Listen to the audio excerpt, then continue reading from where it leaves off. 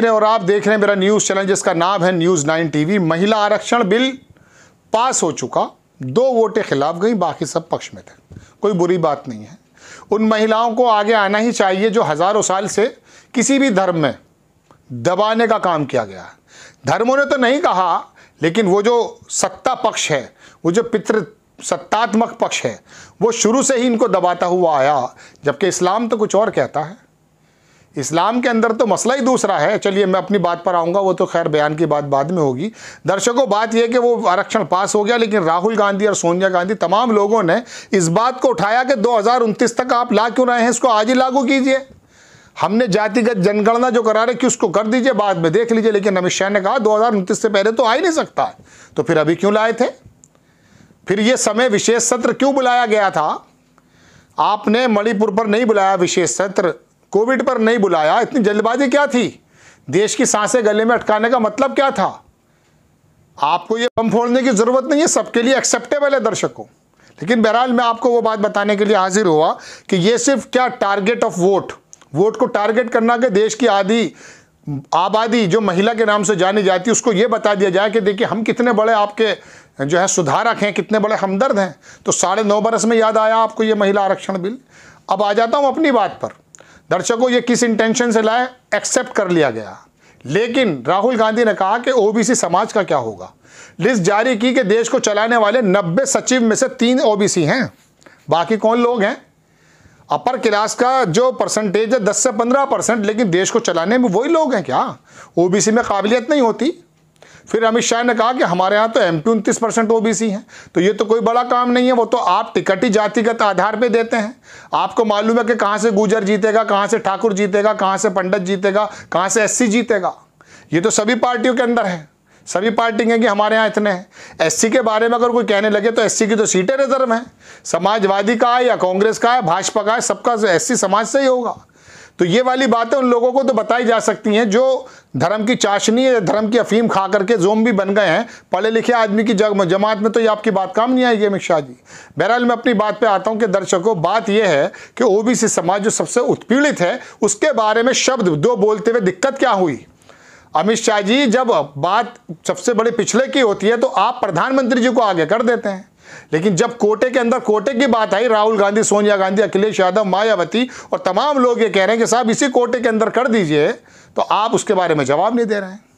इसका मतलब तो यही हुआ ना कि 2029 तक ये साबित नहीं होगा, परिसीमन होगा, सेंसस होगा, दुनिया भर की चीज़ें होंगी, तो फिर ये लाए क्यों थे? ओबीसी के ऊपर आप वोटों की राजनीति तो करेंगे, लेकिन उन्हें उनका सही हक देने में कहीं ना कहीं कोई चालाकी है या नहीं? दर्शकों, आप खुद समझिए इस बात को। जो देश के अंदर सबसे बड़ा वर्ग है ओबीसी, उसके अंदर क्या मुसलमान आता? क्या इस वजह से गले के नीचे नहीं उतर रही? कहीं वो 15% धनाढ़ वर्ग आपके पास से पोटलियां न खींच ले, इलेक्शन न लड़ पाए आप? ये वजह है।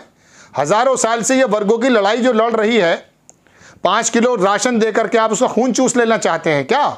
सवाल है, ये आरोप नहीं है। तो बात यह है कि ओबीसी समाज के बारे में आप क्यों नहीं बोल रहे हैं? फिर सबसे बड़े हितैषी क्यों बन रहे हैं? अब अगर ये पार्टी ना बोले तो अब इनके बारे में ये ढिंडोरा पीटेंगे कि देखिए अभी तक महिला आरक्षण भी ये लेकर नहीं आए थे, हम लेकर आ गए। अड़ंगे लगा रहे हैं। अरे अड़ंगा तो इसलिए लगाया जा रहा है ना कि जो भूखा है पहले उसे तो रोटी खिला दो। जिसका मोटा पेट है उसके मुंह में क्यों रोटी घुस रहे हैं आप? ओबीसी समाज जो उत्पीड़ित है, जो महिलाएं वहाँ की उत्पीड़ित हैं, आप उनको अगर लेकर आएंगे उनकी गली मोहल्ले से निकाल करके, तो पूरे वर्ग को एक समाज ये जाएगा कि जाहिर सी बात है पूरा वर्ग उस तरफ आ जाएगा, कुछ फायदा पहुंचा दिया जाएगा, उस वर्ग का थोड़ा सा उत्थान हो जाएगा। अंबेडकर और जेपी की लड़ाई यही तो है, और किसकी लड़ाई थी बताइए? लेकिन बात दर्शकों ये है कि ओबीसी का वोट महिला आरक्षण बिल ला करके दिखाना भी है, लेकिन चूंकि ये इनका पास बहुत ज़बरदस्त प्रचार तंत्र है, वो उन महिलाओं को टारगेट करके बता देंगे कि देखिए हमने किया है काम। और महिलाएं भारतीय जनता पार्टी की जाने भी लगी हैं बसें भर भर के। लेकिन उस घास खोदने वाली महिला जो ओबीसी वर्ग से आती है उसे तो मालूम ही नहीं है। उसे तो सिर्फ ये जता रहे हैं आप कि हमने आरक्षण दे दिया तुझे। अरे उसका आरक्षण कहाँ है? फिर आपके ही चिंटू ये कहेंगे अरे साहब पढ़े लिखी महिलाओं को वोट दीजिए। ओबीसी के अंदर साक्षरता रेट क्या है? वो तो पढ़ी लिखी ज़्यादा नहीं है, कम ही है ना उससे।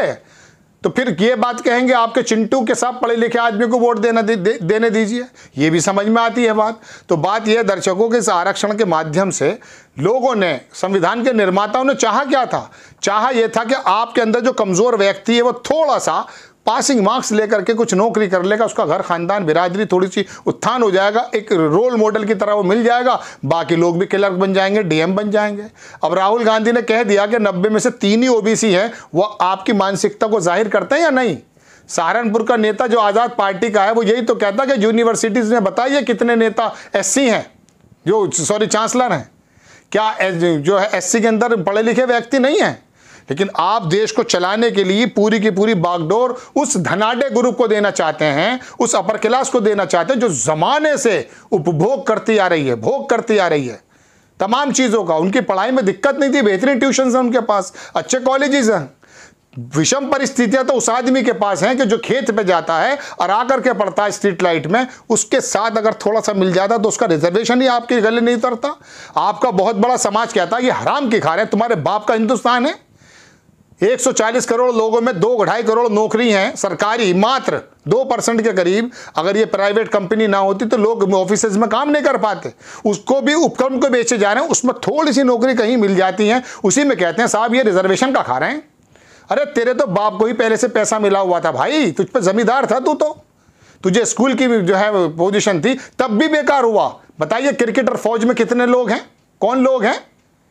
मैं इस बात को कहीं और नहीं ले जाना चाहता, मैं तो सिर्फ इतना बताना चाहता हूं कि आपने ओबीसी को क्या वोट लेने का जरिया बना रखा है? क्या वाकई उसका आप उत्थान करना चाहते हैं? वरना उन आप रिपोर्ट्स को देखिए ना, जो कहा जा रहा है कि अल्पसंख्यकों की हालत क्या है, मुसलमान का नाम लेने को तैयार नहीं है कोई, ये हालत है। चलिए बहरहाल दर्शकों, महिला बिल आरक्षण पास हो गया, अच्छी बात है, लेकिन वहां अगर बेहतर यह था जब 2029 तक आप कर ही नहीं सकते थे तो आप इसको ये ड्रामेबाजी ना करते, विशेष सत्र बुला के 2024 के बाद के आप संकल्प पत्र में रख देते उस बात को। लेकिन देना भी नहीं है, 2029 तक देना, 2039 तक देना, 34 तक देना, उसको लटकाते रहिए। और उसके अंदर मेन बात यह कि ओबीसी का कोई हक नहीं है अभी तक। आपको खबर कैसी लगी अपनी राय कमेंट्स बॉक्स में जरूर दीजिए, चैनल को सब्सक्राइब कीजिए, शेयर कीजिए। नेक्स्ट टाइम मैं किसी खबर के साथ आता हूँ।